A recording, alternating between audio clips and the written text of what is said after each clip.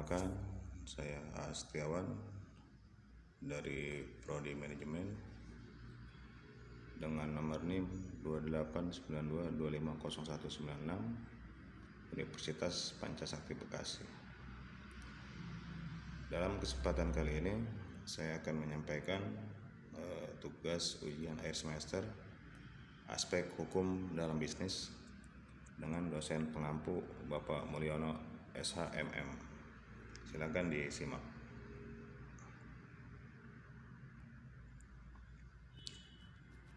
Rangkuman materi dalam semester 1 tahun ajaran 2022 sampai dengan 2023. Yang pertama, hukum perjanjian. Kedua, hukum perusahaan.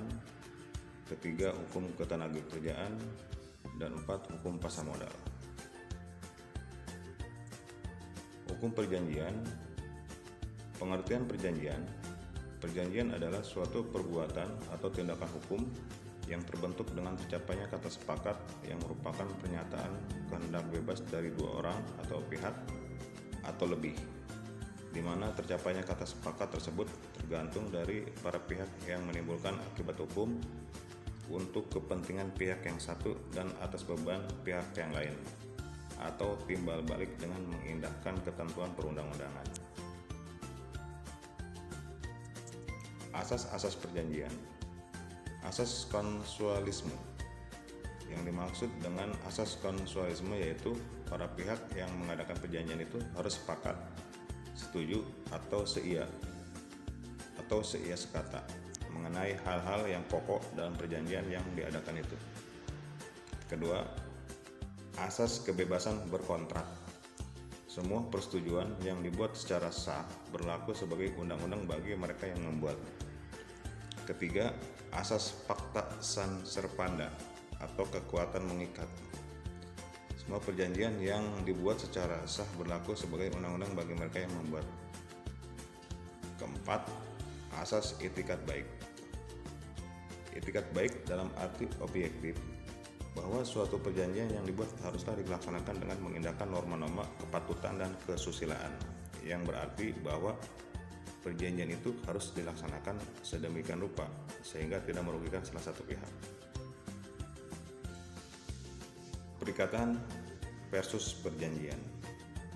Perbedaan antara perikatan dan perjanjian.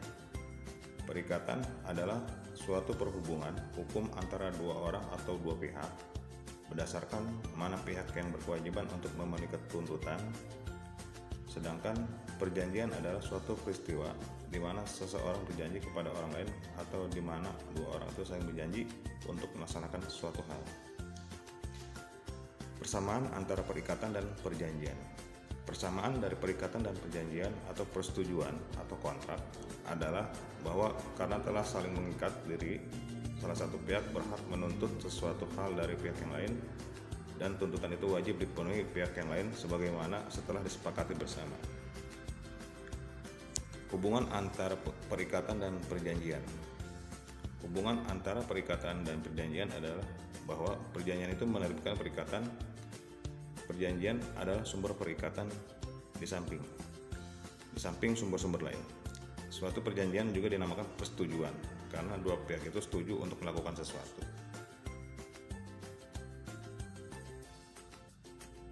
Perikatan, dua orang itu saling berjanji untuk melaksanakan sesuatu hal. Dari peristiwa ini timbullah suatu hubungan antara dua orang tersebut, dinamakan perikatan. Oleh karena itu, perjanjian menerbitkan suatu perikatan antara dua orang yang membuatnya. Bisa kita ambil contoh adalah perikatan pernikahan. Selanjutnya, wan prestasi. Wan prestasi adalah hal yang berlawanan dengan prestasi, yaitu suatu keadaan tidak dipenuhinya prestasi atau kewajiban oleh debitur sesuai dengan kesepakatan yang telah dibuat. Hukum perusahaan. Pengertian hukum perusahaan. Hukum perusahaan adalah hukum yang mengatur hubungan hukum dengan segala akibat hukum mengenai perusahaan. Menurut Undang-Undang tentang Perdagangan, pelaku usaha adalah setiap orang perseorangan warga negara Indonesia atau badan usaha yang berbentuk badan hukum atau bukan badan hukum yang didirikan dan berkedudukan dalam wilayah hukum NKRI yang melakukan kegiatan usaha di bidang perdagangan. Jenis perusahaan. Perusahaan yang bukan badan hukum. 1. Status harta kekayaannya milik sendiri. 2. Subjek hukum milik sendiri. 3. Kerugian perusahaan ditanggung secara pribadi. Selanjutnya, perusahaan yang merupakan badan hukum. Statusnya harta kekayaan milik perusahaan, subjek hukum milik perusahaan, dan kerugian perusahaan ditanggung oleh perusahaan. Macam-macam perusahaan bukan badan hukum. 1. Persekutuan perdata atau mascap. 2. Firma. 3. Perseroan komanditer atau CV. Selanjutnya, perusahaan berbadan hukum. Perusahaan berbadan hukum lebih dikenal dengan perseroan terbatas atau PT. Hal yang menyangkut dengan organ utama dari perseroan terbatas adalah 1. Rapat umum pemegang saham, 2. Direksi, 3. Dewan komisaris. Hukum ketenagakerjaan. Pengertian hukum ketenagakerjaan. Hukum ketenagakerjaan adalah suatu sistem hukum yang tersusun dalam sekumpulan pasal-pasal dan ayat-ayat yang dibuat oleh pihak-pihak yang memiliki kompetensi dan kewenangan untuk mengatur dan menjadikan sistem ketenagakerjaan menjadi lebih dapat diterima oleh pihak-pihak yang terlibat dalam mekanisme hubungan industrial yang berwawasan keadilan, penuh tanggung jawab, dan bermartabat. Ruang lingkup hukum ketenagakerjaan. Seperangkat sistem hukum. Hukum-hukum positif yang mengatur aspek ketenagakerjaan yang meliputi syarat kerja, norma kerja, dan pengawasan kerja. Selanjutnya, subjek hukum yang memiliki kompetensi dan kewenangan, yaitu pihak pemerintah bersama DPR. Selanjutnya, berwawasan keadilan, bertanggung jawab, dan bermartabat, bahwa hubungan industrial yang berlandaskan kepada Undang-Undang Dasar 1945 dan Pancasila harus merupakan pelaksanaan dari amanat Undang-Undang 45 dan manifestasi dari nilai-nilai Pancasila.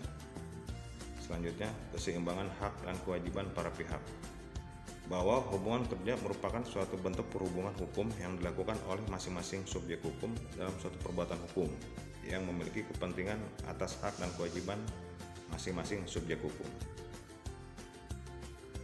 Yang kelima, mengatur aspek-aspek ketenagakerjaan. Syarat kerja adalah sejak terjadinya hubungan kerja. Norma kerja adalah proses hubungan kerja yang mengejawantahkan aspek hukum dan kewajiban yang seimbang. Pengawasan kerja adalah keterlibatan instansi pemerintah dalam melaksanakan hubungan kerja agar terciptanya keselarasan dan keseimbangan antara para pihak. Selanjutnya, kesejahteraan hidup dan ketentraman berusaha. Terhadap imbalan atas jasa yang diberikan, maka pekerja diharapkan dapat menggapai tingkat kesejahteraan hidup yang layak. Sementara perusahaan dalam kondisi hubungan kerja yang kondusif dapat melangsungkan kegiatan produksinya secara tentram dan terhindar dari hal-hal yang dapat menimbulkan konflik dan pertikaian. Terakhir, bertujuan untuk individu dan nasional, bahwa secara individu, pekerja merupakan subjek hukum yang melakukan pemberian pikiran dan tenaganya guna mendapatkan balasan jasa berupa penikmatan untuk diri dan keluarganya.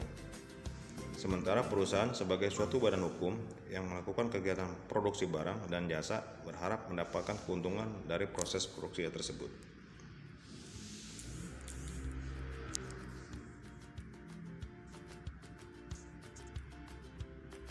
Kedudukan hukum ketenagakerjaan. Yang pertama, hukum perdata atau keperdataan. Perjanjian kerja antara pihak pekerja dengan pengusaha. Dalam 132 KUHP berhukum perdataan. Kedua, hukum pidana. Undang-Undang Nomor 3 Tahun 92 disebutkan bahwa program jam sostek wajib dilakukan oleh semua perusahaan dengan semua tenaga kerja sejak dimulainya hubungan kerja. Ketiga, hukum tata usaha negara. Pengusaha wajib melaporkan keberadaan perusahaan berdasarkan Undang-Undang Wajib Lapor Nomor 7 Tahun 81.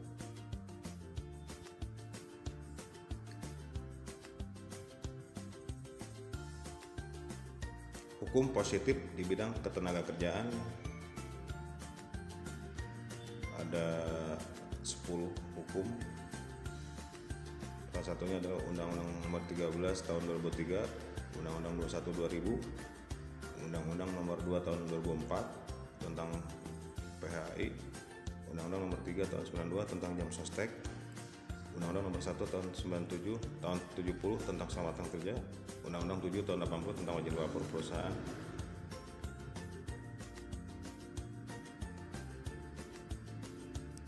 dan sebagainya.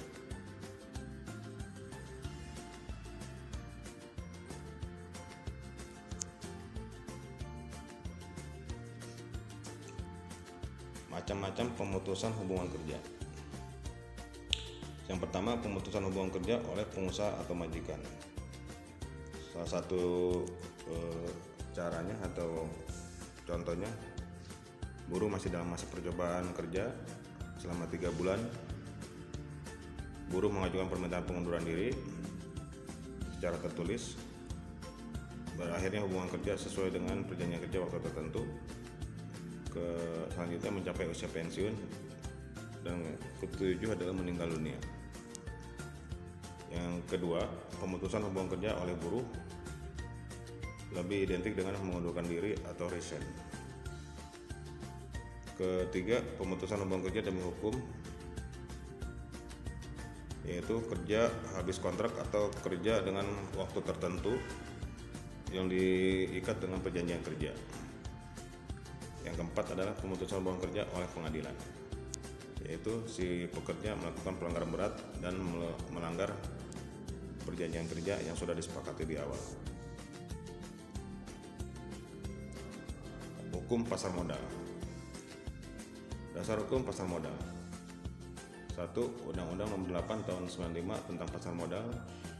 Kedua, Peraturan Pemerintah Nomor 45 Tahun 95 tentang penyelenggaraan kegiatan di bidang pasar modal. Ketiga, Peraturan Pemerintah Nomor 46 Tahun 95 tentang tata cara pemeriksaan di bidang pasar modal. Selanjutnya, peraturan yang dilakukan oleh Otoritas Jasa Keuangan atau OJK. Selanjutnya, peraturan yang dikeluarkan oleh Self Regulator Organization (SRO) seperti Custodian Central Efek Indonesia (KSI). Selanjutnya, Penjamin Efek Indonesia dan Badan Indonesia atau BAE. Objek utama dalam transaksi di pasar modal: surat berharga yang bersifat kepemilikan atau saham atau equity, yaitu saham adalah satuan nilai atau pembukuan dalam berbagai instrumen finansial yang mengacu pada bagian kepemilikan sebuah perusahaan. Kedua, surat yang bersifat utang atau obligasi atau bonds. Obligasi adalah surat pernyataan berupa utang dari penerbit obligasi kepada pemegang obligasi. Peserta janji untuk membayar kembali pokok utang beserta kupon bunganya kelak pada saat tanggal jatuh tempo pembayaran. Obligasi pada umumnya diterbitkan untuk suatu jangka waktu tetap di atas 10 tahun. Selanjutnya, kelembagaan di pasar modal, yaitu ada 2. Pertama, Otoritas Jasa Keuangan atau OJK. OJK berfungsi atau bertugas mengeluarkan izin usaha untuk bursa efek dan lembaga-lembaga penunjang. Kedua, mengeluarkan izin perorangan untuk wakil penjamin emisi efek, wakil perantara pedagang efek, dan wakil manajer investasi.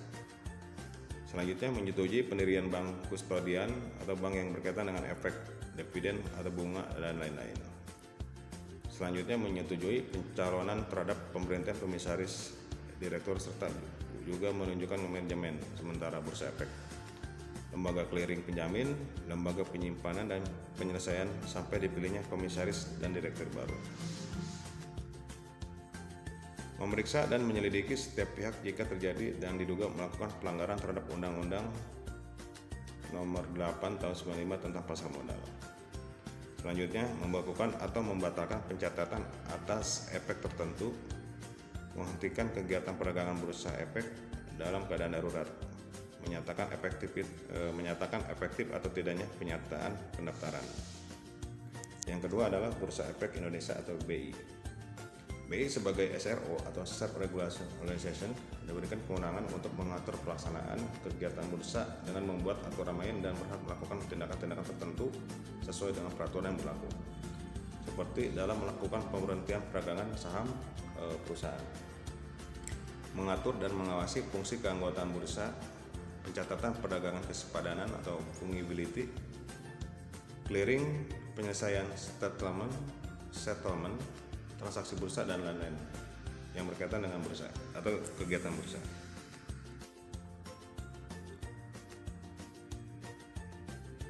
Demikian materi saya tentang rangkuman materi dari mata kuliah aspek hukum. Mudah-mudahan bisa bermanfaat. Dari saya sekian. Assalamualaikum warahmatullahi wabarakatuh.